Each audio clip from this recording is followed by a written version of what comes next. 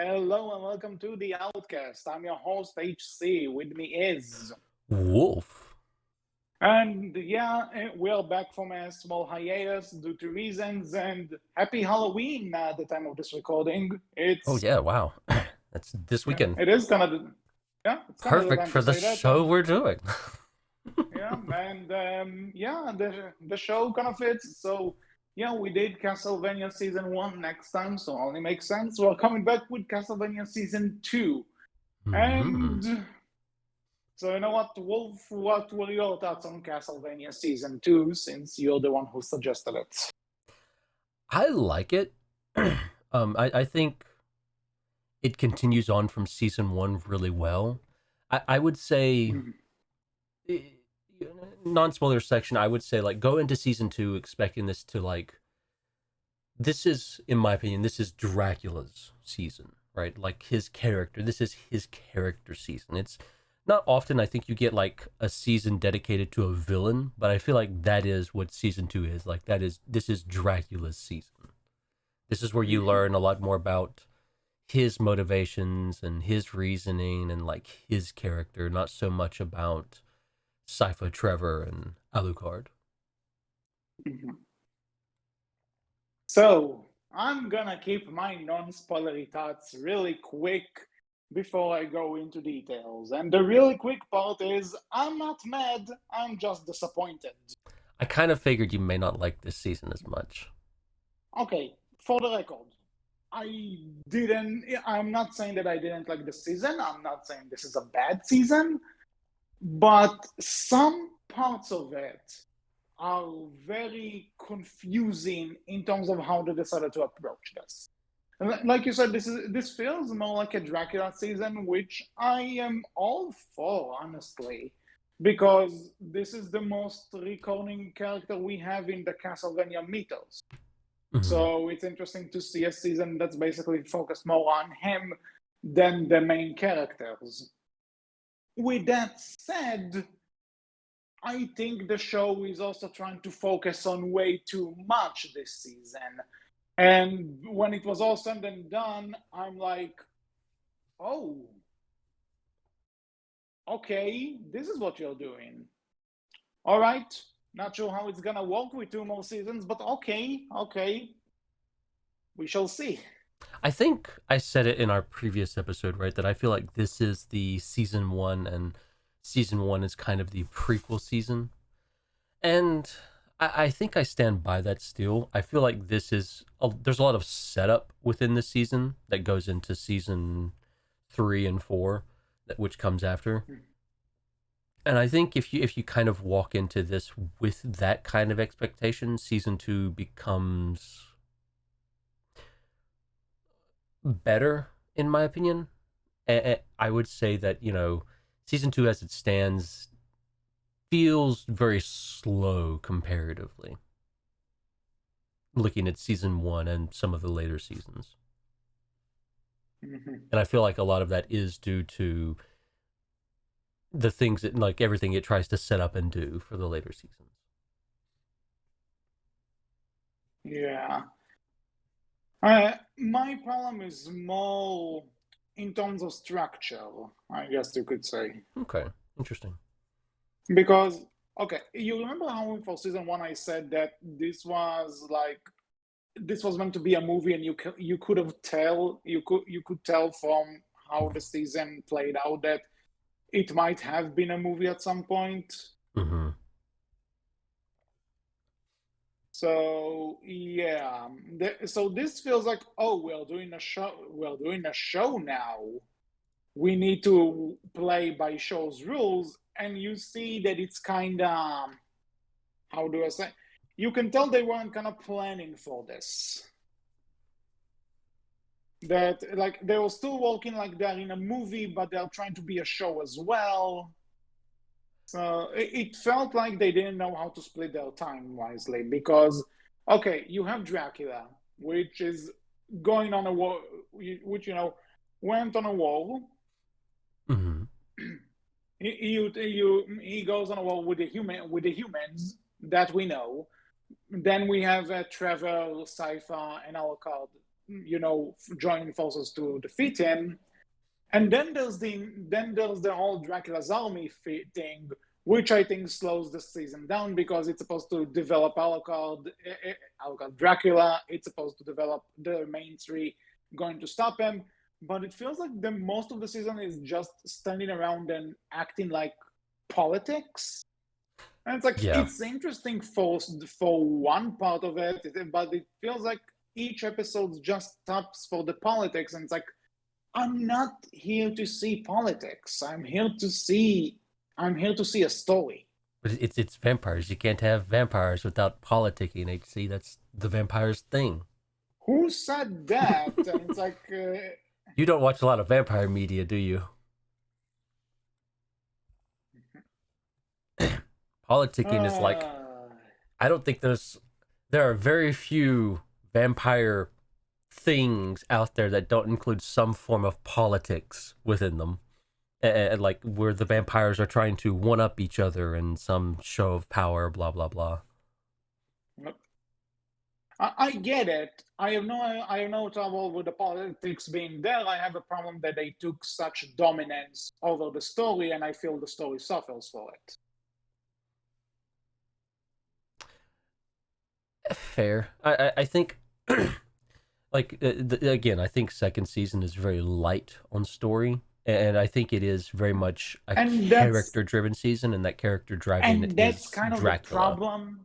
Yeah, and that's kind of the problem that it is counter focused, and I don't mind. I'm all for shows that are more counter focused, but it doesn't feel like they planned for it to be such character focused because the character moments like feel like they just did the bare minimum for some of them, and it's like this is all you get. You need to take our word for it that this is the kind of connection these characters have now. And as someone who kind of knows the Castlevania games, again, to refresh the people's minds, I'm not I'm not that well involved in the lore of the games. Like I haven't played all of them, only the first few. I'm not sure about some of the later ones that came out, or, the DS era, a bit of the PS2 era. I'm not familiar with those. But in terms of what they're adapting, which is Castlevania 3, I just have some questions about how they did it because when the season, like for the final two episodes, without giving away too much, I just thought, oh, we are here already. Interesting. And maybe it's just because I came in with this pre-knowledge. I don't know, but something just felt off. With how slowly we took our time with setting up stuff, and then all of a sudden, by the end, it feels like, oh, so we got where we wanted to get. We got to the point we wanted to get to. What what now? Where are we gonna go from now? Knowing there are two more seasons, how did we even get to this point? Something feels missing. I I don't fully agree with you, but I do see where Okay. you're coming from. I don't think anything inherently feels missing, but I do think there is. It's definitely like it is a slower season, and arguably it's my least favorite season out of the four I believe we have. Yeah, it's four. Yeah, I therefore, think for me personally, season three I think is a lot better, and I think I think season three continues on what season two kind of starts and does it much better. I think you really see them. I would say get into their I stride. That's the word I'm looking for. yeah, I guess I'll see when I get to season three for next week. But Mm. like no spoilers. Season two just felt me confused about some decisions, and for the record, I'll just say that I know adaptation is gonna make some changes. Mm-hmm. But if the changes don't make the story stronger, then what's the point of making the change? Which is fair. So anything else for the record, I'm not saying that I won't recommend that if you've seen season one and you want to carry on. I think you're gonna have a fun time with some of this. Like I still enjoy the Trevor Cypher Alucard interactions. I think those are good. I like some of Dracula's, gang. Let's call them that. Mm, And the end, and the final at least the final two episodes. I think they were great, mm. but I just feel there's a lot you need to get through and a lot you need to accept, which may be problematic. I again, like I would say, come into season two expecting it to be a bit more set up and build up for what comes after, as well as a larger focus on Dracula himself and those around him. Right, like this is not the Trevor Sypha and Alucard season. This is the Mhm. Dracula season, which is again, it's different getting a season for a villain, but I think it makes sense considering Dracula is the kind of driving force of everything, behind everything as of this Yeah, point. well, the show basically happens because of him. Hmm. Not much of a spoiler. The whole show happens because the church killed his wife. Yeah, and this season I feel dives into more of Dracula's relationship with that and his feelings about that and how it's affected him Hmm. and how So it's with that changed him. said, But we'll get yeah. into it. So with that said, should we move on to spoilers? Yeah, Just to let's do it. Okay, so spoilers from this point on. If you haven't seen Castlevania season two, do not watch it. Do not watch this part. Go see the season. Come back. Three, two, one. Still here? Good. So here's where I stand. When I say this show just became kind of overly political, I guess that there are too much politics. Because you say this season is a Dracula focused season, which I agree with. It's not a bad idea on paper, but what does Dracula exactly do in this season, except from telling his followers, don't attack right now, we need a plan. Don't do this, we need to think, we need to wait, we need to see how this goes. And basically all of the generals and people just either according to his orders or going behind his back doing their own thing with it. Yeah, And it's like, it's very much. I mean, I wouldn't even say Dracula says anything. I would say most of what you get from Dracula this season is a lot of just sitting in a chair staring at a fire. But exactly. it, And which is interesting. I I'm feel it not makes saying that's the sense. But, Yeah, it makes sense for him, but then you have an entire season developing it, and by the end, Sypha, Trevor, and Alucard are in the castle, and the big fight is happening. It's like, for all intents and purposes, we just jumped from the start of Castlevania 3 to the end of it in like 5 episodes.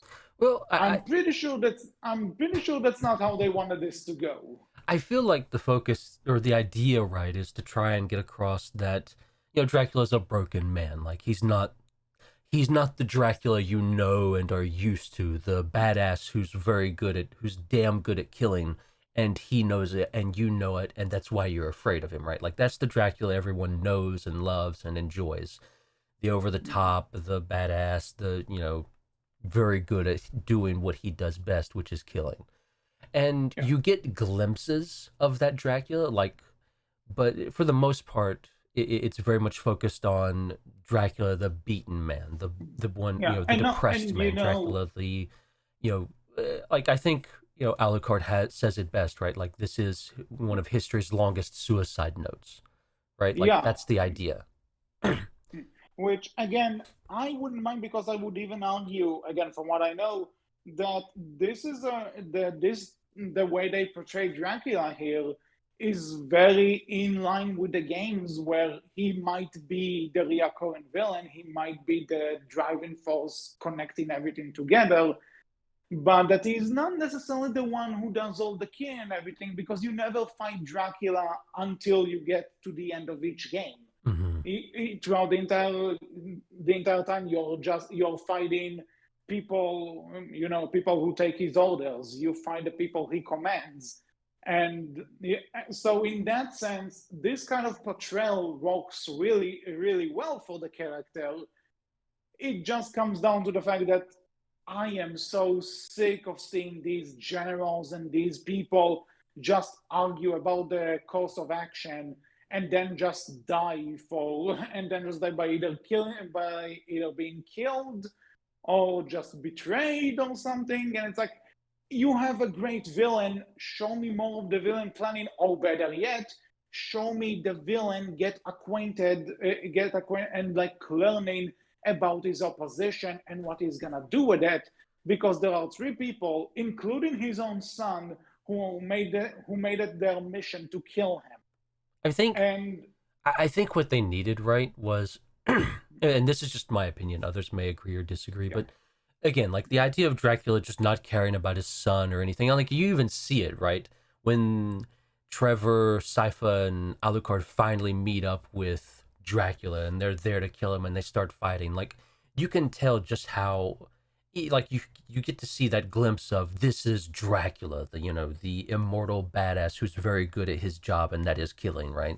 You get to see a glimpse of it where Trevor starts fighting him and punching him in the face constantly. And this is very near the end. I'm skipping ahead a bit. But yeah. he's just punching him in the face and Dracula's just standing there taking it, nothing happening to him, and he just kind of turns and looks at Trevor and says, "So you're the Belmont." And then just which is gut which checks him. Yeah, which, okay, this part, it's a great part to show what kind of I fighter mean, Dracula it, is. it's not so much It's a fighter, but great, it shows also yeah, just how little he cares about these people. yeah, that's the thing. That's the thing. What I meant by fighter is that this is kind of the level of skill. Like in a fight, you punch him, it does nothing, and he Mm-hmm. treats it, and he throws you around like you're not a big thing to worry about at all. Mm-hmm. That I like. But then there's the point where he says, "So you're that Belmont," and it's like, okay, let's stop. And again, I'm only I love pointing that this out moment because, though. yeah, I love that. Don't get me wrong. The moment itself is good, but it kind of goes into a problem I have with this as an adaptation. And again, I get it. Adaptation changes, whatever. That's fine. You can make changes, but it also comes to the fact that, again, no matter how you're looking at this game is adapting Castlevania 3, which is, in terms of the canon, again, from what I know, this is the first time a Belmont fought Dracula. Trevor was the first Belmont to take on Dracula. Mm-hmm. And considering the games and how there are so many Belmonts, at least we know of two. There are two Belmonts after Trevor to take on Dracula, and probably more. I'm not sure how the DS games and everything go, but considering this is just a long running rivalry and like the core of the game, and it feels like they have that one line. It's like, so you're that Belmont, and it's like, that's all their interaction. From this, I am supposed to believe that generations of this family are gonna have this long reoccurring fight with this guy, and I don't buy it. I Well, just I just didn't feel it, and I I don't think know, that's again, the point though. I think the point is more to show that Dracula just doesn't care about these people. Like the Belmonts yeah, mean but at the nothing to same time, him. if it's not the point in general, then you miss the point of Castlevania. You miss the point of the original game in that case. If you're comparing it to the game, sure, but I mean, And I I think get it. that's I get maybe it. an unfair comparison. I'll admit. Okay. I get it. I get it that not everyone is gonna look at this as like as okay, connecting to the game, but if it's called Castlevania and you're going the extra mile of going to the first point the Belmonts and Dracula crossed paths, I expect to see a bit more personally. I will say I think you do get your moment of like showing that the Belmonts have been around for a long time and are feared because like you have earlier in the season, right before Dracula and Trevor's interaction here, you have this moment of Isaac mentions that, oh, there's a Belmont with Alucard, and everyone, like all of his generals and all the vampires there, except for Dracula, like turn and all of a sudden have this kind of fearful look, and you see Carmilla, right, just outright burst into rage all over, Godbrand all of a sudden. I'm giving a lot of character names here, and people are like, who the fuck? What? But yeah, like Yeah. you see her get instantly mad at Godbrand because Godbrand is like, who is this? And instantly, like, just, gets mad at him and tears him down quite a few pegs and telling him, like, hey, the Belmonts are extremely dangerous. They've hunted us to almost extinction. And the fact that one of them is alive and might get back to their old family hold that we've never been able to find is extremely dangerous, and we should make sure he's killed as soon as possible, right? Like, I think And they do that give you that go moment of, like, these people, this family is feared. That name does have weight and to it. and it's a moment.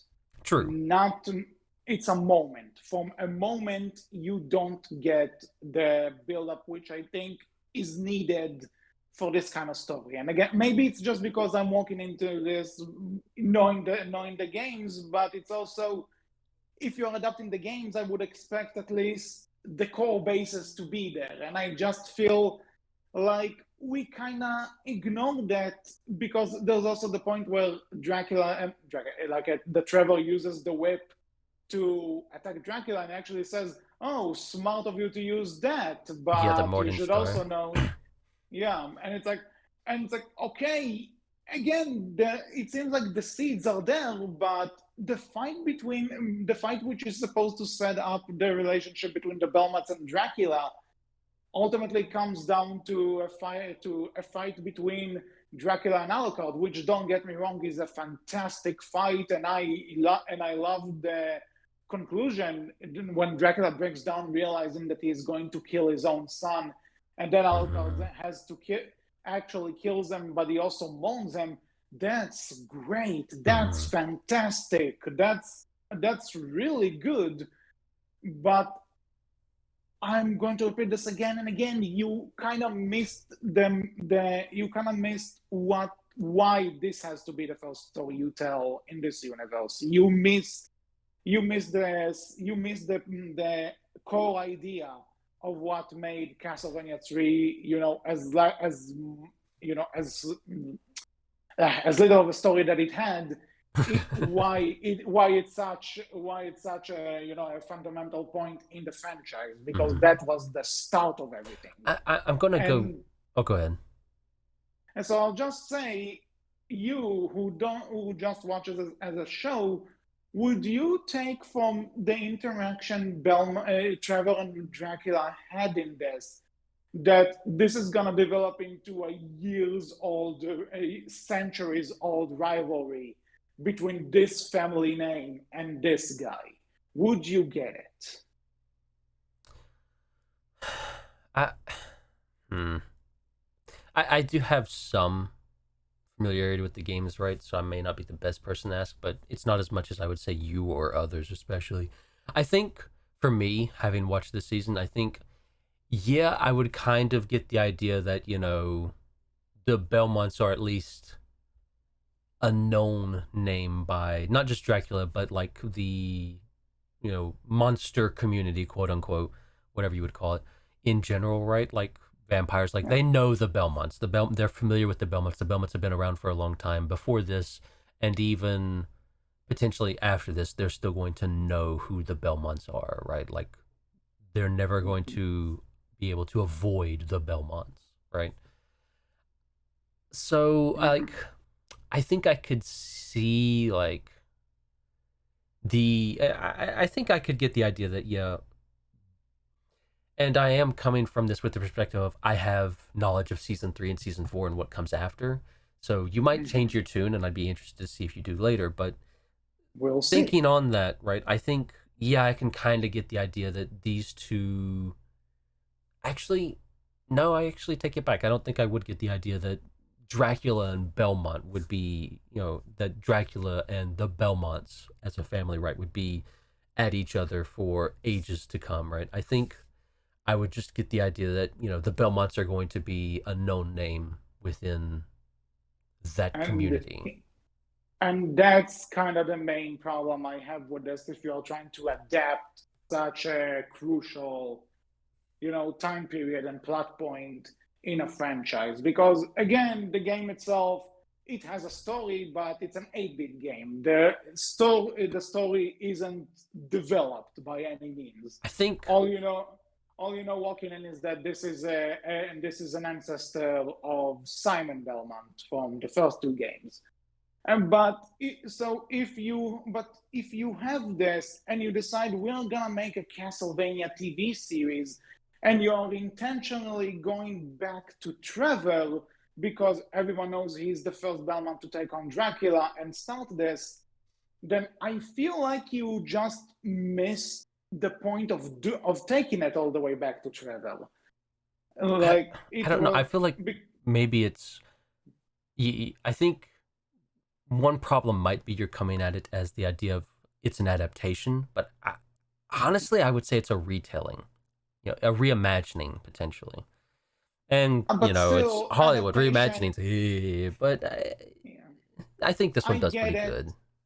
Yeah, I get you, but it's also that if it's supposed to be a retelling, then they put it way too much into my head what they're trying to go for. Mm. They made it pretty clear from season one they're doing Castlevania 3. This is the time Dracula went insane. This is Trevor is the Belmont that's currently alive. We see the townspeople not really caring for the Belmonts and really hating them because of their occupation of dealing with the sources of evil and defeating all of these monsters. We have Sypha, we have Alucard, who are basically the same as they are in the game. We have some named characters from the games, which is also kind of something that I'm a bit iffy on, but we'll get to this later.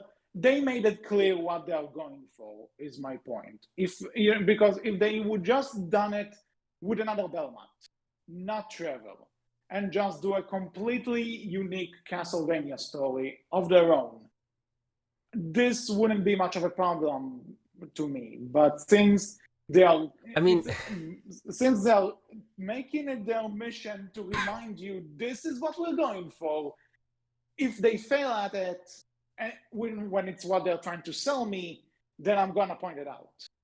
This is a problem to me. Retelling, adaptation, whatever you want to call it. I mean, it is worth pointing out, right? Like we do have a lot of named characters that aren't appear up that come up in this season that aren't from Castlevania 3, right? Like you have Hector and Isaac. They're from, if I'm not mistaken, Curse of Yeah.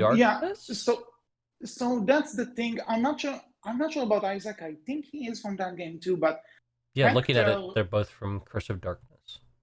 yeah, which is one of the PS2 games. And the reason I'm bringing this up is because I'm not sure about this. Correct me if I'm wrong, but the PS2 Castlevania games, none of them are bad from what I know. I actually played one of them. I think it's this one. I'm not the And it person was to actually ask. pretty fun. To the comments, they'll have to answer for you. I'm not the person to But ask. yeah, but the thing is, when people are talking about, okay, sorry for that comparison, but work with me here.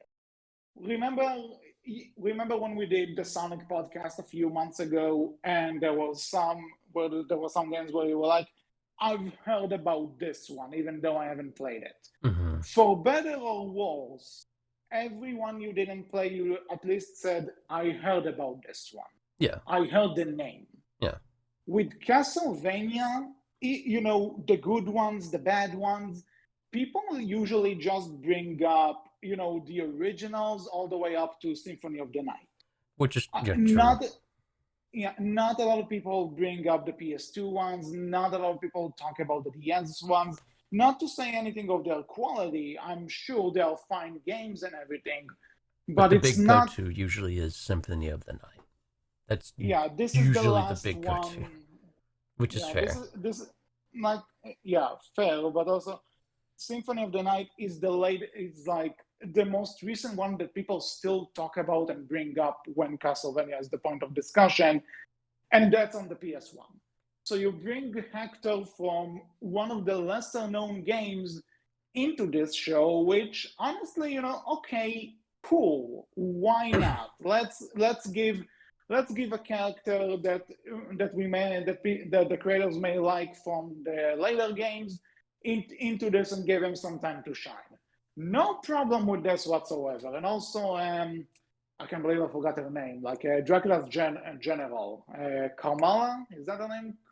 Carmilla, yeah. She's also Carmela. from one of the games too, apparently. She's from So yeah, Castlevania 2, Simon's she's a Quest, actually. yeah. So she's not in Castlevania 3 as well. Like I you did said, not know she's that. from yeah, she's from Castlevania 2. She's from, I think she's in Symphony of the Night. I'm not entirely sure. I'm not The point is, seeing it. the Games it looks like she's from is Dracula X, Circle of the oh, Moon, Dracula. which is Okay. non-canon according to the wiki, and then Castlevania Judgment. Yeah, so yeah, Dracula X is like the fifth game. And So in Lords of Shadow as well, apparently. yeah, okay. Oh, Lord of Shadow, I'm not even sure anymore if it's a reboot or connected. I'm not entirely sure.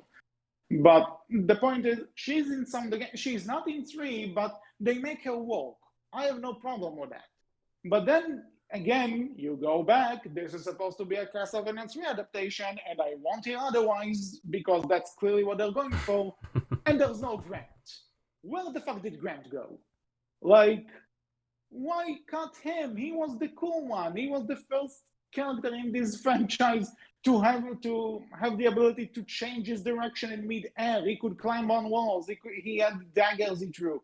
Why have 3 of the main 4 characters and then ignore the 4th one and then bring in other characters that have nothing to do with the story? That's again, it's not something that's necessarily bad, but it's more that I'm looking at this and it's like, what went on in the writing room? What was the decision making behind this? Because it's more confusing than good or bad. I hate to keep coming back to this, but I really do think you're just going to have to like leave the idea that this is an adaptation of Castlevania 3 at the door. And I'm going to spoilers. I'll say it right here. I'll say this is what the creators intend. I think that's the idea they give off with this first season, but after the first season, I think that idea very much changes. And looking at and knowing what I know about season 3 and season 4, I think that idea does also change to a degree as well. And I think as you see season 3 and season 4, you'll probably agree that somewhere along the lines that where they might have intended for it to be an adaptation, it changed midway through or partway through somewhere. And you can very clear, and I think you can start to see that here, and I think you'll see it more clearly as we get into the later seasons. I think. Don't get me wrong, I'm not super familiar with Symphony of the Night, so we might come back and you tell me, oh no, all of the things that happen in season 3 and season 4 happen in Symphony of the Night as well. You know something? Well, most of the things. I actually think, forget season 3 and 4 for now because I haven't seen those yet. But this season, I feel like if this was a Symphony of the Night adaptation, or retelling, I might have been more accepting of some of those things. But okay. So for the record, putting the idea, I'm gonna try and put the idea of this is supposed to be Castlevania 3 aside because I got my complaints about that. It's fair though. It's fair though because I think season 1 does lead you down that road and that kind of idea, and you get season 2 and it is very different comparatively. So I think, it is fair to make that complaint of season 1 led you to thinking this, and which was a completely fair thought process, while season 2 comes out and it's fairly different from what, you've already been led to believe this is going to be, right? I think, and which is a completely fair decision. I think I can't sit here and tell you it works better for them as time goes on, or that it would have been better as if they would have stuck with the adaptation idea. I can't really say which one of those is be better because we only have the one, right? We don't have the others, so there's no way of knowing. I think... Yeah. I think my problem here is that it tries to play it half and half. It tries to be an adaptation, but also a retelling. I think what they should And have they done, right? didn't find a good middle ground. I think what they should, going back to a previous idea of what I was of started, and we tangented off a little bit, bringing it back up that previous idea though. I think what might have, I could be wrong on this, but what might have helped you enjoy it more is if the generals like Godbrand, maybe Carmilla, maybe let her still do her like agent of chaos in the background and trying to take control and gain power, blah blah blah, her deal. I think if they would have taken the essentially other generals that were there who were completely silent and actually did more with them and had them at least and had those generals interact more with Sypha, Trevor, and Alucard, right? Instead of it just being random night monsters that they created, have those generals be the ones doing that, have them be the ones interacting with, Trevor's group, and as they move and get closer towards Dracula or blah blah blah, I think it would have helped a lot because then you would have at least had this feeling of Dracula sees these people as a threat and he wants to deal with them before they become a major problem, but also he doesn't care enough himself to deal with them, so he's sending his people he doesn't care about either to deal with them. If they die, shrug, what do I care? That's my plan. That's Dracula's plan anyways, to kill everyone. And let the Peace. world be in Yeah, complete sorry about that. silence. Oh yeah, you're Yeah, fine. something happens. Suddenly there was a connection drop, but everything is back. I'm good. That's not good. Oh well. Hopefully you heard most of what I said. But yeah, the idea is. Yeah, I heard you. I get what you're saying. So yeah, like the idea would be, again, like just have the generals, those silent generals, beyond just Godbrand and Carmilla, be more involved, right? And have them be the interaction from Dracula with Trevor's group, right? And have that be the back and forth instead of it just being random night creatures. Yeah. And I think that might have helped more in setting up, the big fight at the end of it all. And it would also, I feel, help set up the idea that Dracula just doesn't care, right? Because he's sending these people after them, not himself, until he's forced to deal with them because, they, lock onto his castle and magically transport it against his wishes and will, right? Mm-hmm. Because yeah, I agree. Because I think speaking of another great scene, right? When you get to, I think, episode 6, episode 7, I forget which one exactly it is, but when you see, they teleport the castle to them and and Trevor, Sypha, and Alucard walk in through the front gate, and you see all of the other vampires in there fighting and everything, and everyone just gets completely dead silent as they all just look at the door and see them bust it down and start walking through, and then all of the other vampires just rush all of them like they've completely forgotten their fight. It's now we're killing Trevor, Sypha, and Alucard. They're the threat now. We want them dead. All of them And rush at them, and you just hear the Symphony of the Night theme start playing, and they just go, and no more talking after like that point, right? Like Trevor just says, "This is our plan, set in motion." Sypha and Alucard both agree, and that's it. Just after that, it's just a bunch of different fight scenes. Great, beautiful animation and choreography there, right?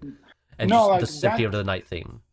Yeah, It's a good moment. That part, like the animation, the choreography, and like you said, the music, Mm-hmm. wonderful. Yeah, they do really well right there. But it's not often you get moments like that, right? Yeah, and that's great and all, but I feel like if they played their cards better, it could have been better. It could have been better because again, when we got to that part, I'm like, oh, we're here already. Okay. A lot of it is just setting up a little bit of Carmilla's backstory, setting up, getting to know Isaac more, getting to know Hector more and their characters, which are interesting, but it's, again, it's not what you came to the second season for, right? Like, why am I learning Well, about these honestly, characters? we'll see. We'll see about Camilla next season, and This is because absolutely true, she's and also Hector and Isaac too. yeah, an actor too. But Isaac is a character that's like I didn't get it. Like again, they set him up in the final episode that he might have a part in the next one. It's like, do I really want him to come back though? Is it really a character I want to focus on again? I would I say don't think so. Isaac gets explored a lot more in season 3, and Mhm. arguably becomes one of my more personal favorites as of season 3.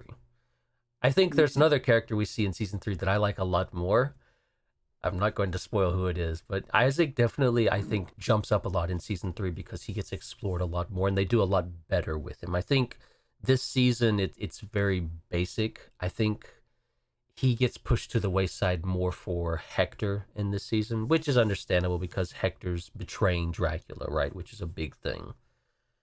And he's Mhm. doing it with Carmilla's help, and, he's doing it with her kind of pressuring him, right? And you get a little bit of Godbrand. Nobody cares about Godbrand.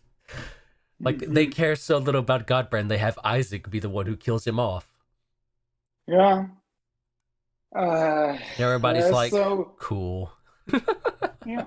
So again, it feels like there's a lot of build up and slow planning for something that again, it's like it's going from 0 to 100 this season. It's like because and again, we have this main trio which I want to see more of. They obviously they also kind of build up the entire thing that Trevor and Saifa are gonna get together, which yeah, it's happening. This is canonical to the games and everything, but it's also honestly, I feel like she had a better romantic chemistry with Alucard than Trevor, if I'm honest with you. Do what now? Sorry. Oh, I'm, I, I I said, missed you there a little bit.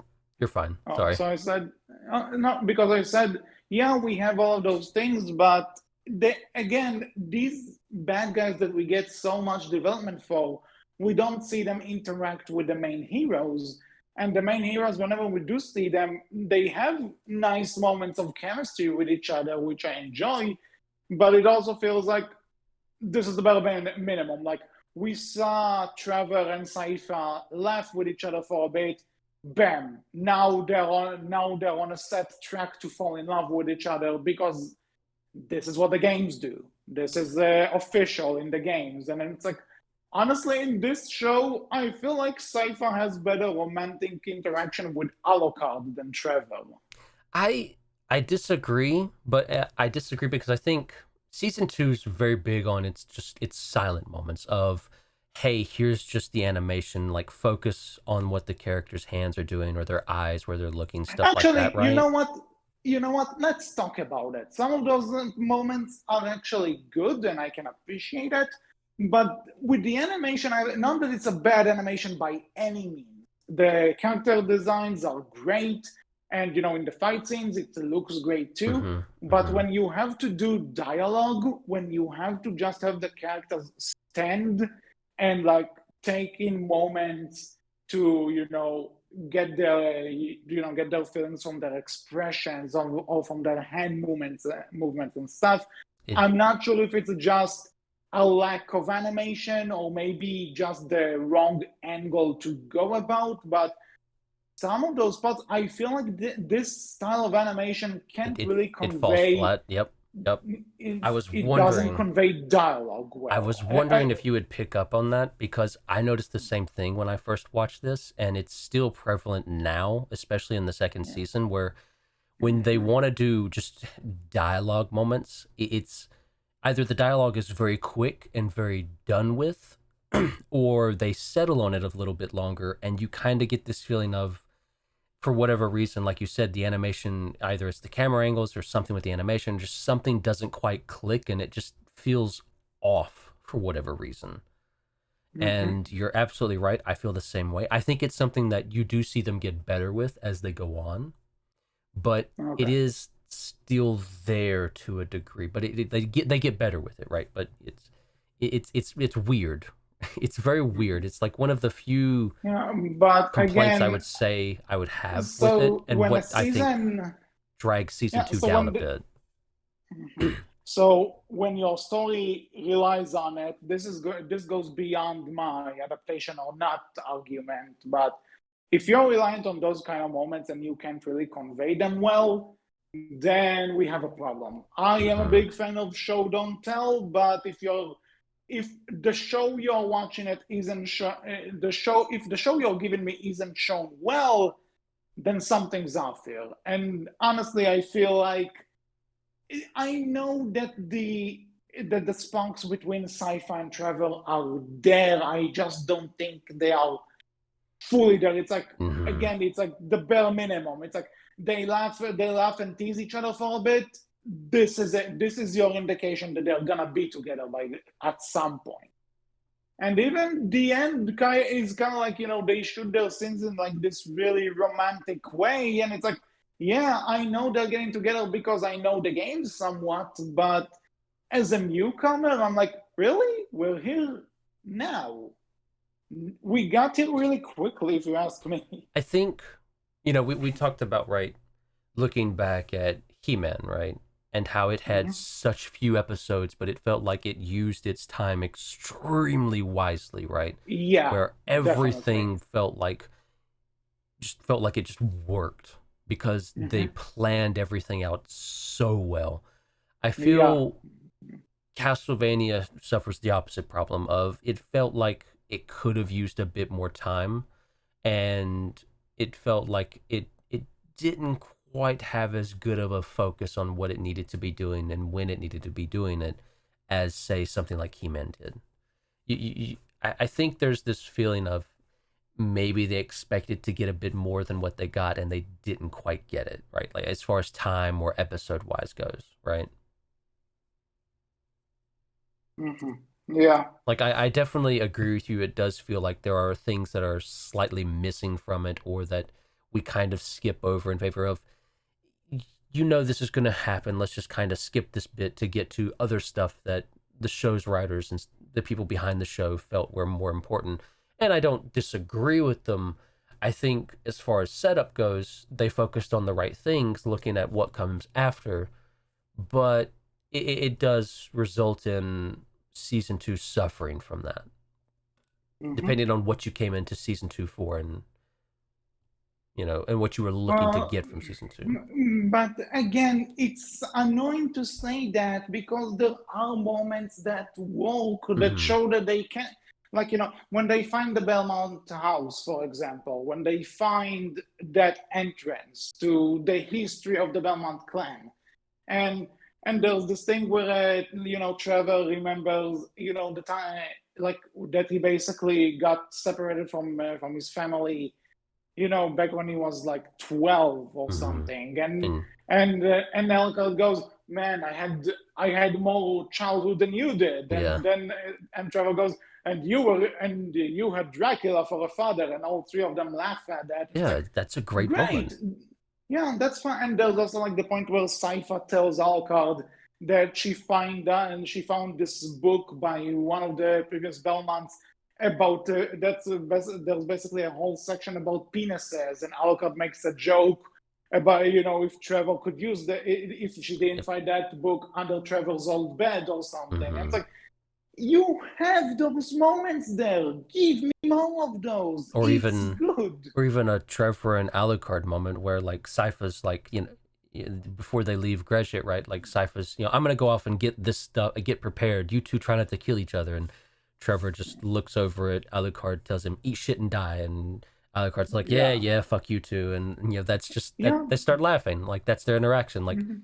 you feel the character there, like you feel like Mhm. these two are friends or friendly with one another, right? Like they are allies. You can get that feeling. But there's so many moments of where, hey, we're just going to let the animation speak for itself, but it just doesn't quite get there, and they skip through a lot of those moments where it could have been better, and they replace it instead with, here's a Godbrand moment.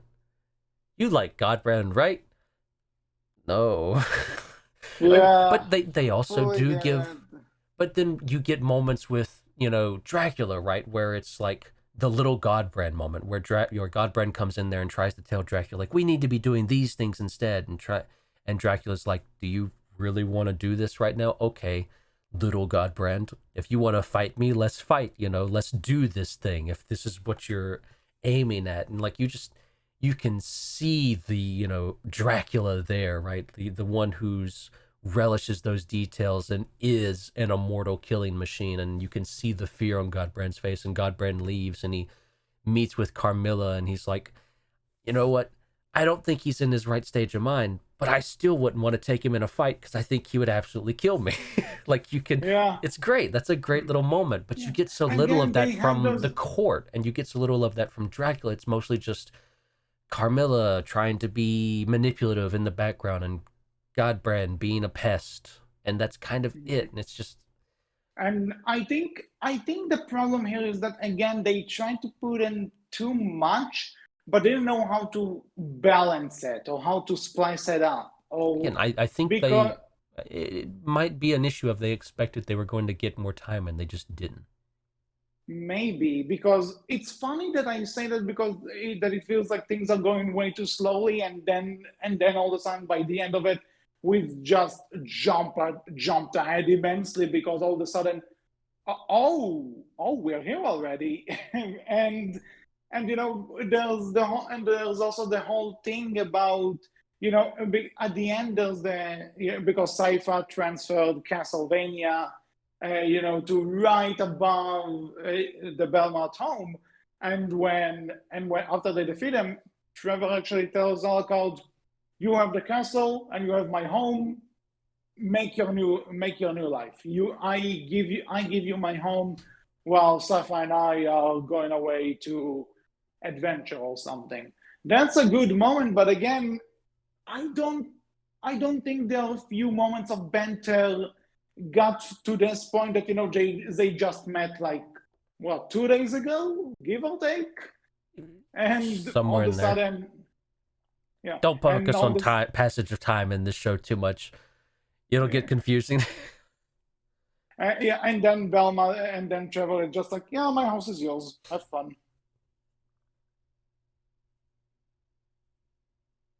Fair, fair. Yeah, it's definitely a thing of it's a slow. It feels odd. It does feel odd to say like this is a slow season. I do stand by that, but there is a moment where you'll get to a certain episode and things just very quickly, snap of a finger, going through it. Just bam, bam, bam, and then you're at the end of the season. Mhm. And I don't want to spoil anything with season 3, but do think I do feel like that might have been the point of them wanting to quickly get through with Dracula so they could move on to what they really wanted to do, which is season 3 and season 4. But I Which I'm cannot now wondering guarantee what that. exactly. Yeah, but at the same time, what are you gonna do with Castlevania if there's no Dracula then? I You'll guess I'll see. find out. I guess I'll it's find out it's next time. But it's interesting what they choose to focus on in season 3, and then season 4 is, I would say, more familiar, and I'll leave it at well, that. okay. Guess I didn't get too much out of it, but fine. We'll see when we get there. But regarding the rest of season two, I guess I am interested to see where this all goes because maybe the later seasons would just change my mind about certain things. I'm not sure, but I really want to love this season, but I can't. That's fair. I think this is where I would argue, right, that it, I would be interested to hear from folks who watched season 2 when it first aired and then had to wait 2 years for season 3 Season because three took a long time from what I've seen. yeah, because it's very much a thing of, I would be curious to hear if those folks just completely forgot about this until, oh, that's a thing again. I remembered that being a thing. I've completely forgotten about it, right? Like, I feel like that's probably going to be a lot of people's reaction to season 2 if they watched it when it first came out. But if you watched it as a binge where you got to enjoy season 1, season 2, and then season 3, I think you're probably had much more enjoyment from it, I would Well, argue. I'll get to season 3 this week, and we'll Mhm. see what I think about it in Because I whatever. know from my experience, right? Like I got into Castlevania when season 3 came out. So I got to watch Mhm, season 1, season 2, then season 3, and I do feel I had a lot more enjoyment from it watching it that way. I think mhm, I don't know this for sure, but I think if I had watched season 1 season if I'd got into it when season 2 just came out and I had been, you know, had to wait 2 years to get season 3, probably would not have enjoyed it as much because I mhm. probably would have forgotten about it, to be honest.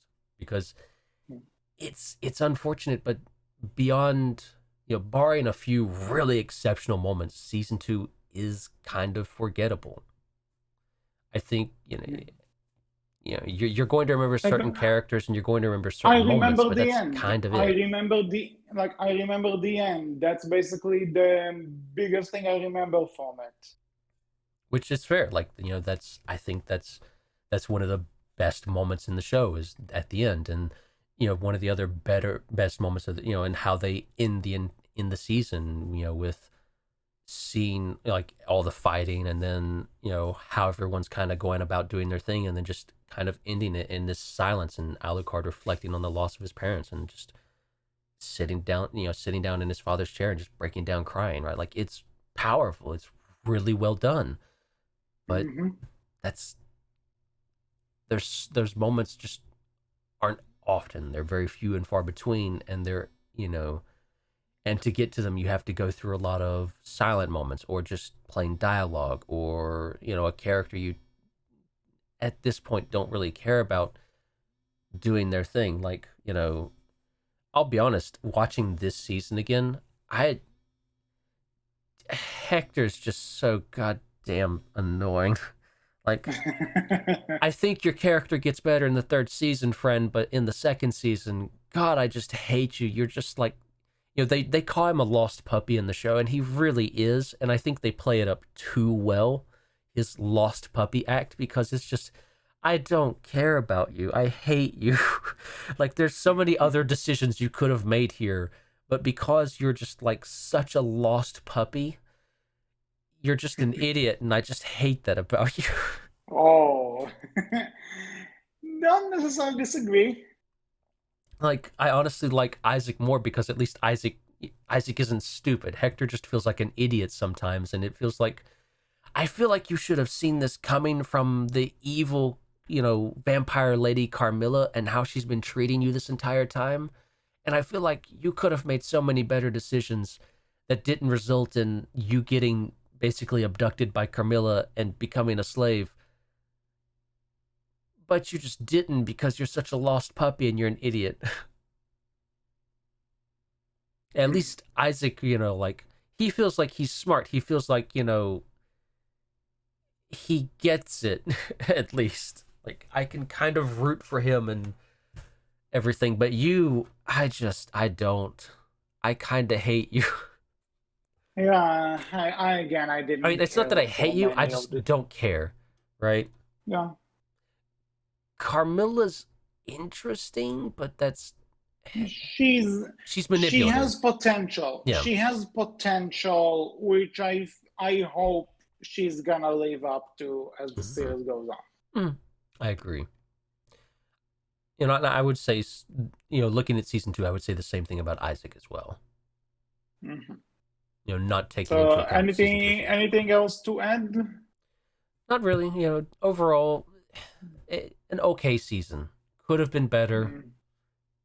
Unfortunately, it wasn't. A lot of potential, a lot of great moments. Just some. If you are a die-hard Castlevania fan who expected to see the game this is based on fully represented, you're not gonna get it. Hmm. But if you liked season 1, I guess you're gonna enjoy to at least see how this version goes along. Like, yeah, if you're interested, stick with it. You're not going to be wasting your time, right? But it's definitely, you know, weaker. comparatively. Yeah. So, anything else? No, I think that's it for me. All right. So, this is all for this episode of The Outcast. We hope you enjoyed. What are your thoughts about Castlevania Season 2 and how it either adapts or ignores its source material? You can tell us all about that in the comment section below on our Twitter, which is Berkcast with a capital B, capital C, and our Tumblr, which is Berkcasting. So until next time, I was HC. I was Wolf. And we will see you all next time. Take care. Bye-bye.